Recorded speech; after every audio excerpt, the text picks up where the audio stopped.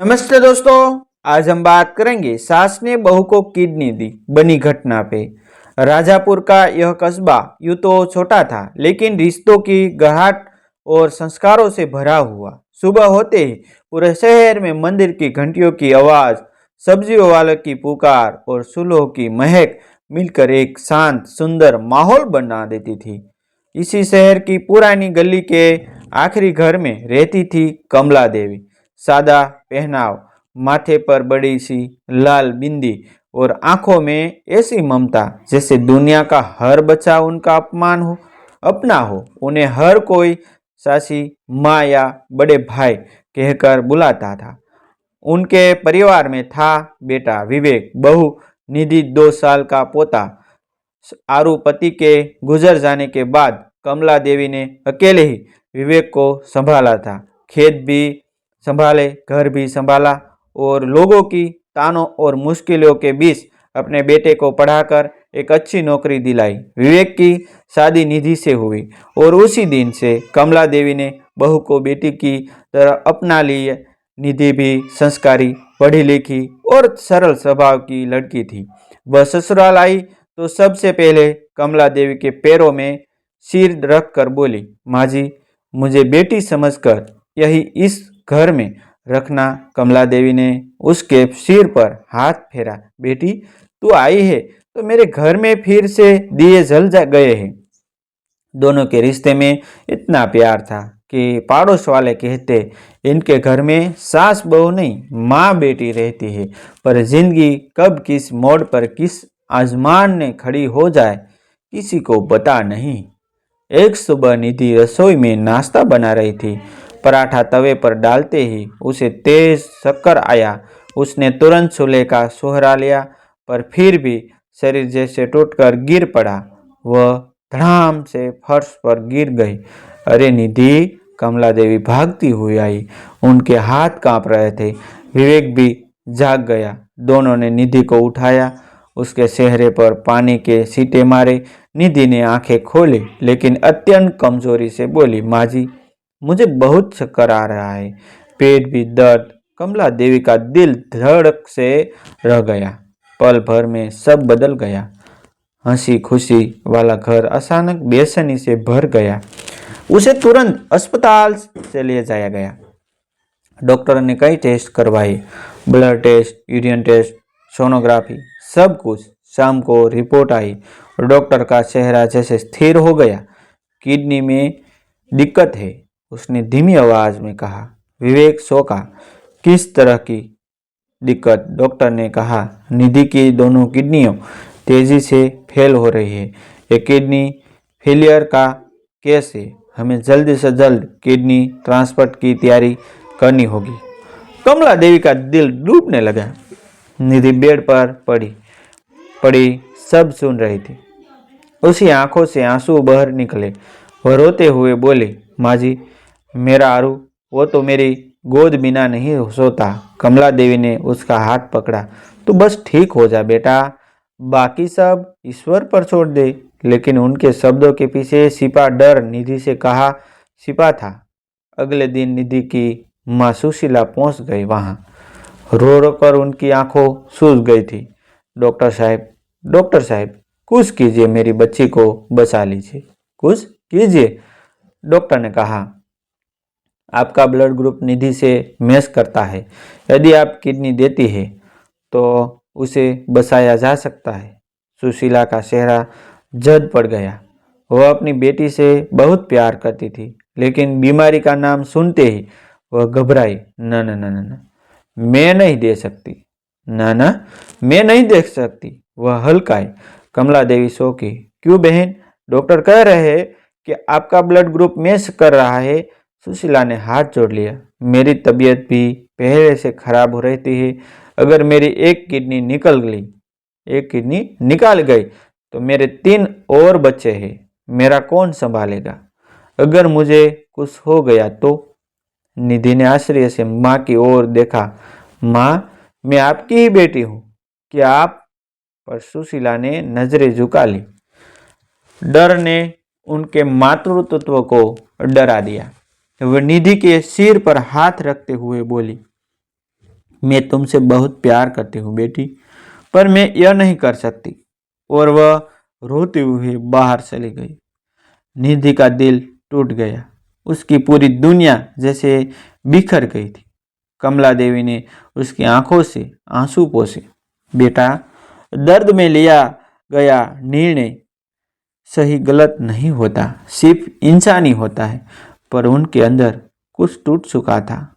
उन्होंने रात अकेले अस्पताल के कॉरिडोर में बैठकर सोचा, क्या बहू बेटी नहीं होती? अगर आज यह मेरी जन्मी हुई बेटी होती तो क्या मैं मना करती? नहीं, कभी नहीं। और उसी वक्त उनके दिल में एक अटल फैसला जन्मा ले चुका था। अगली सुबह कमला देवी सीधे डॉक्टर के कमरे में पहुंची। वह शांत लेकिन दृढ़ थी। डॉक्टर साहब, मेरी भी किडनी चेक कीजिए।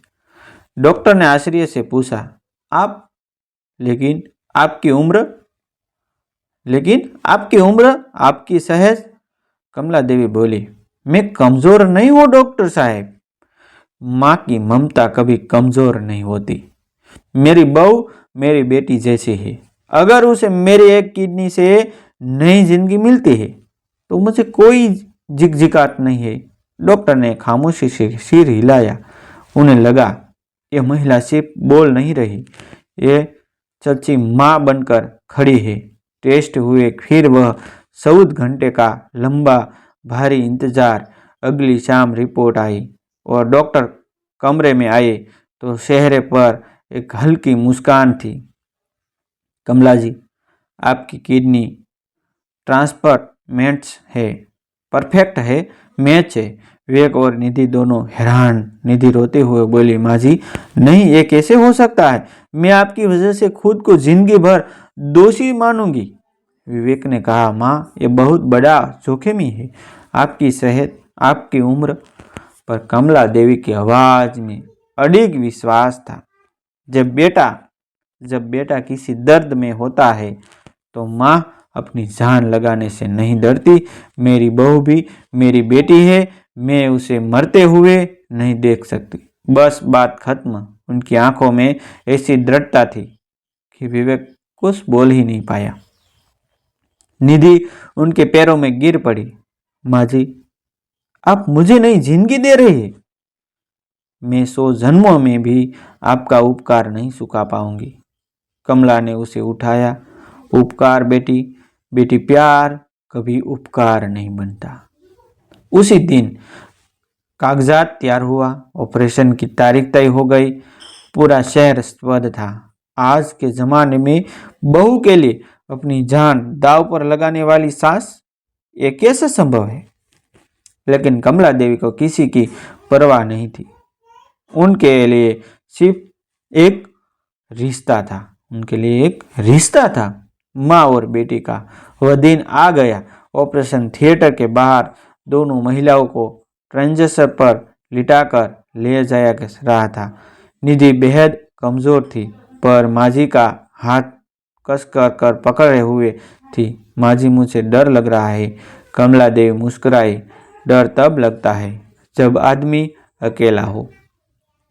और तू अकेली नहीं है बेटी, तेरी माँ तेरे साथ है। इन शब्दों ने निधि की आंखों में उम्मीद लगा दी। जैसे जैसे स्ट्रेचर अंदर बढ़ रहा था, परिवार की धड़कनें बढ़ती जा रही थी। ऑपरेशन थिएटर का दरवाज़ा बंद हुआ और जिंदगी का सबसे बड़ा इम्तिहान शुरू हो गया। और डॉक्टर के घंटों की मेहनत के बाद किडनी ट्रांसप्लांट का ऑपरेशन सफल हुआ। दूसरे दिन अस्पताल के कमरे में एक अलग ही रोशनी थी। सुबह की हल्की धूप खिड़की से भीतर आ रही थी और उस रोशनी में निधि का चेहरा पहले से कहीं ज्यादा जीवन से भरा हुआ था लगा रहा था। वह धीरे धीरे उठकर बैठी, आंखों में कृतज्ञता की चमक लाई, अपनी सांस कमला देवी की ओर देखने लगी, उस माँ की ओर जिसने उसे दूसरा जन्म दिया था। कमला देवी कुर्सी पर बैठी थी, हाथ में पूजा की माला लिए हुआ। कई दिनों की थकान उनके चेहरे पर थी, पर संतोष का उजाला उससे कहीं अधिक चमक रहा था। निधि ने धीमी आवाज में पुकारा, माँ। कमला देवी तुरंत चौंक कर उसकी ओर देखी। हाँ बेटी, क्या हुआ? दर्द तो नहीं हो रहा? निधि ने सिर हिलाया।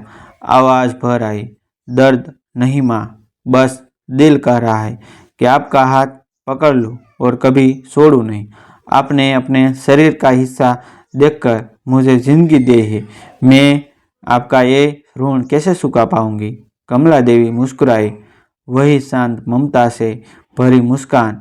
बेटी, माँ अपनी संतान को जिंदगी देती है, ये कोई ऋण नहीं होता। तो बहू नहीं, मेरी बेटी है।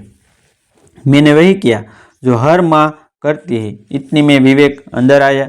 उसकी आंखों में नींद भी थी और राहत भी। वह दोनों के पास आकर खड़ा हुआ और बोला, माँ, अगर आपने एक पल भी देर की होती तो मैं।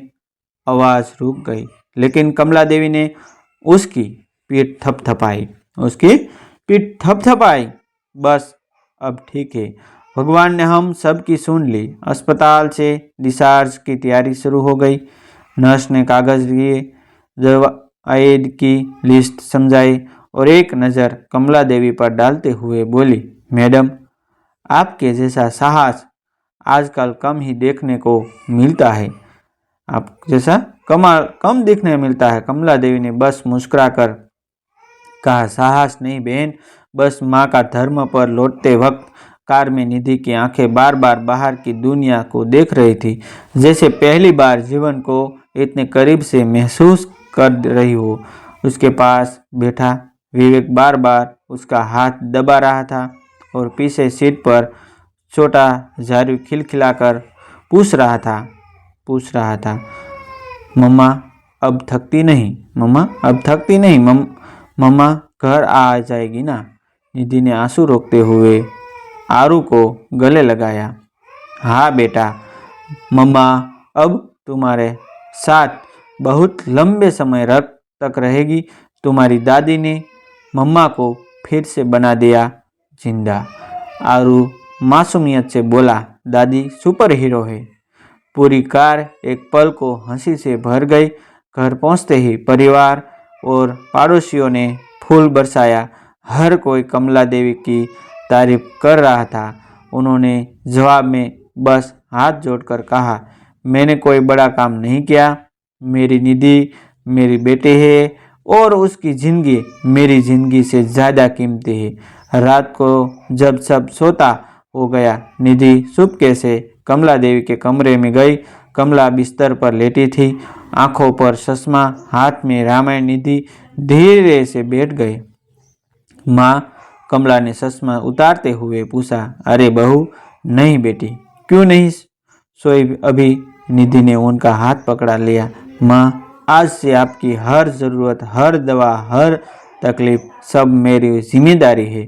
आपने मुझे जीवन दिया है, अब मेरी ज़िंदगी आपकी सेवा में रहेगी। मेरी ज़िंदगी आपकी सेवा में रहेगी। कमला देवी की आंखों में चमक आ गई। उन्होंने निधि के सिर पर हाथ रखकर कहा, अगर तू मेरे साथ प्यार से रहती है, यही मेरी सबसे बड़ी सेवा है। बेटी दोनों की आंखों में आंसू आ चुके थे, लेकिन ये आंसू दुख के नहीं बल्कि ऐसे रिश्ते के थे जो खून का नहीं दिल का था। और शायद यही दिल का रिश्ता दुनिया का सबसे पवित्र रिश्ता होता है। उस रात पहली बार निधि और कमला देवी देर तक बातें करती रही। किस्मत, जिंदगी, परिवार और प्रेम की। और उस पल दोनों ने समझ लिया था कि सास बहू नहीं बल्कि माँ बेटी की उनका असली रिश्ता है। दोस्तों, ऐसी नई नई कहानी देखने के लिए हमारा चैनल आप सब्सक्राइब कर लीजिए, जो आपको जीवन में कुछ नया करने के लिए हमारा चैनल आपको अवश्य प्रेरित करता रहेगा। थैंक यू दोस्तों, मिलते हैं एक न्यू वीडियो के साथ, एक न्यू स्टोरी के साथ। ત્યાં સુધી आप बने रहे। Thank you.